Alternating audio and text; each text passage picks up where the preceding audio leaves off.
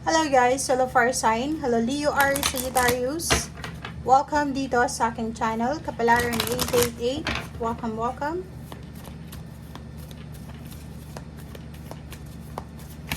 Alamin natin kung anong messages, vibration, gabay energy.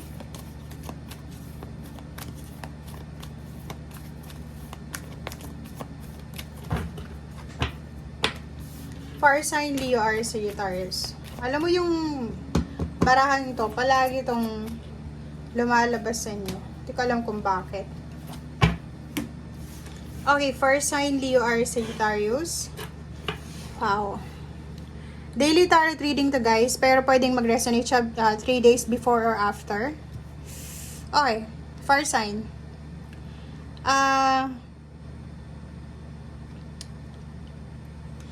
Posibleng may matanggap ka na balita sa araw na ito na yung lolo mo or kakilala mo ay may sakit siya. Or pwedeng mga kakilala lang, acquaintance. Hindi naman siya direct na in a relationship sa'yo or may commitment sa kanya. Especially may edad na siya. Kilala mo lang siguro kapitbahay or kung sino man siya.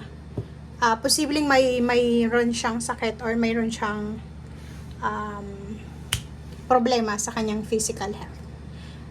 Dito din, number 18, 25, 7, 9, isa din sa mababalitaan mo sa araw na ito is posibleng yung anak mo makakatanggap siya ng high honor. It's either recognition, rewards, awards, or may anak ka bang gagraduate, or may anak ka ba na mapopromote sa trabaho, magkakaroon ng salary increase, or kano pa man. Fire sign, Leo, Aries, Sagittarius, mag-iingat din kayo. Kasi may mag-asawa, magkarelasyon, na posibleng magkahiwalay sila or pwedeng magkaroon sila ng problema dahil sa may isang tao na gustong sirain ang relationship ng dalawa.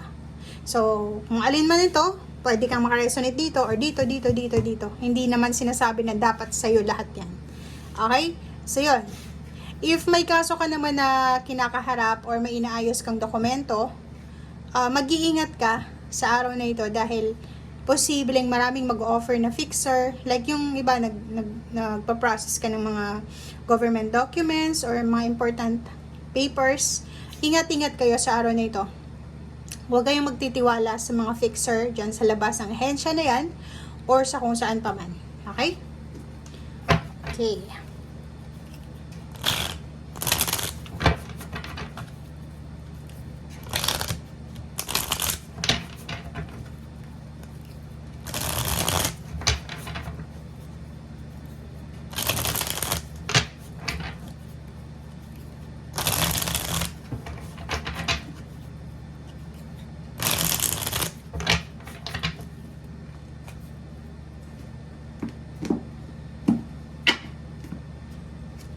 Okay, so 9 of Cups and Hangman. Nakikita ko sir dito na posibleng sa araw na ito, fire sign, Leo, Aries, Sagittarius, may pinaplano ka siguro na celebration or occasion, or posibleng sa araw na ito, naghahanda ka para sa isang family events or celebration. Kaso lang, siguro sa araw na ito, magbabago yung isip mo. Okay? So, like for example, may fire sign dito na nag-iipon ng pera. Pinag-iipunan niya yung kasal. Like for example, kasal. Nag-iipon siya para sa celebration or so any kinds ng okasyon. Kaso lang, ngayon is medyo nagdadalawang isip siya kung itutuloy niya ba or hindi. So, hindi ka masyadong excited. O parang nakikita natin dito na hindi ka masyadong nakafocus ngayon doon. Okay? Merong the moon, makakaramdam kayo ng konting problema sa pera. Parang ganun. Or parang, yun na nga. Mag-comment ka, fire sign, Leo, Aries, Sagittarius. Especially yung mga Aries or Leo, na may pinaplano kayo. It's either may graduation sa susunod na buwan, or mga buwan, may birthday celebration, wedding anniversaries, or kano pa man. And siguro ihahang mo muna, hindi mo siya itutuloy muna dahil sa natatakot ka para sa usaping pera. Kasi hindi mo alam eh. Hindi mo alam kung saan ka kukuha ng pera. Siguro wala kang ipon, or siguro naubos na yung ipon mo, or yung kinikita mo ngayon is hindi siya sapat para sa paghahanda mo dito sa celebration na to. Okay? So, the Emperor, sinasabi ng bara sa'yo na huwag na huwag kang maging emosyonal. Kasi pag naging emosyonal ka, like, di ba, may mga tao na dahil sa sobra silang emosyonal, dahil sa sobra silang hindi sa family oriented ha, kasi iba yung emosyonal sa pagiging family oriented. Lahat ng selebrasyon sa pamilya, gusto nila i-celebrate. So, pero yung celebration na gusto nilang i-celebrate is hindi naman yung ano lang, yung i-celebrate nila ng konti lang, okay na, hindi. Parang yung iba sa inyo, pag merong celebration sa pabuhay nyo or sa pamilya nyo, gusto yung bongga, yung grande. Okay? And isa sa pwedeng maging dahilan dito is yung pagiging emosyonal. Pag masyado kang affected or apektado ka sa sasabihin ng mga tao sa paligid mo, na parang iniisip mo anong sasabihin ng kapitbahay, na walang handa yung birthday ng anak ko, birthday ng asawa ko, ganun. Pag emosyonal ka, madadala ka sa ganon. So, mangungutang ka, or yun, mamumroblema ka sa pera, maghahanda ka, mag-spend ka ng pera, dahil lang doon. So, maging matalino ka. Emperor card, sinasabi na kailangan mong maging matalino. Maging matalino ka sa mga decision making mo. Okay? Number 5, mag-iingat ka dahil posibleng, yon pwede din sa araw na ito, mag-iingat ka kasi may dedication dito eh. Plus 5 of Wands, tapos false person.